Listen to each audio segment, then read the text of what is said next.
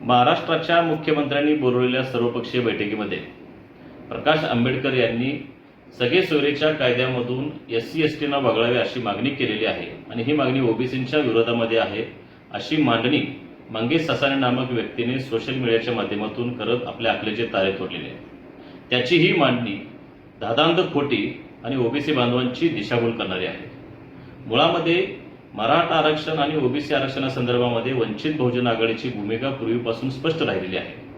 Maratha OBC समाजाचं आरक्षण हे वेगळं राहिलं पाहिजे आणि मराठा समाजाचं आरक्षण हे वेगळं असायला पाहिजे, दोघांचंही ताट वेगळं असायला पाहिजे, ही भूमिका वंचित बहुजन आघाडीची पूर्वीपासूनची राहिलेली आहे। बाळासाहेब आंबेडकरांनी 1990च्या दशकामध्ये मंडल आयोग लागू व्हावा याकरता महाराष्ट्रामध्ये प्रचंड मोठा लढा उभा केला होता।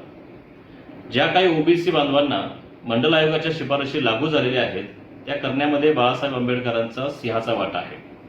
गेल्या वर्षभरामध्ये महाराष्ट्रात जे ओबीसीचे महामेळावे झाले या महामेळाव्यांना हजेरी लावून ओबीसींच्या न्याय हक्कासाठी आग्रही मांडणी बाळासाहेबांनी केलेली आहे।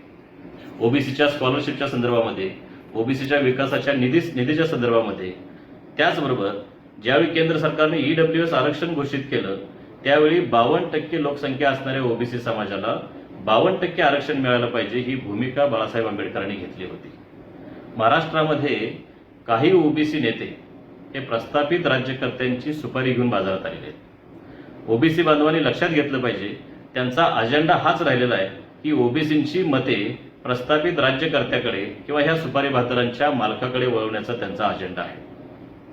ओबीसी बांधवांनी त्यांच्या ह्या भूलथापांना बळी न पडता सत्य आणि असत्य याची पडताळणी केली पाहिजे। परवा 9 जुलै रोजी झालेल्या बैठकीमध्ये महाविकास आघाडीतला एकही घटक पक्ष ओबीसींच्या न्याय हक्काची बाजू मांडण्याकरता तिथे उपस्थित राहिला नाही।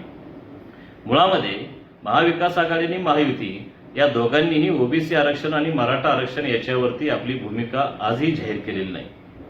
लोकसभा निवडणुकीच्या पूर्वी वंचित बहुजन आघाडीची हीच मागणी राहिली होती की महाविकास आघाडीनं आणि महायुतीनं किंवा आम्ही ज्यांच्याबरोबर बोलत होतो त्या महाविकास आघाडीनं आपली या आरक्षणावरची भूमिका जाहीर करावी।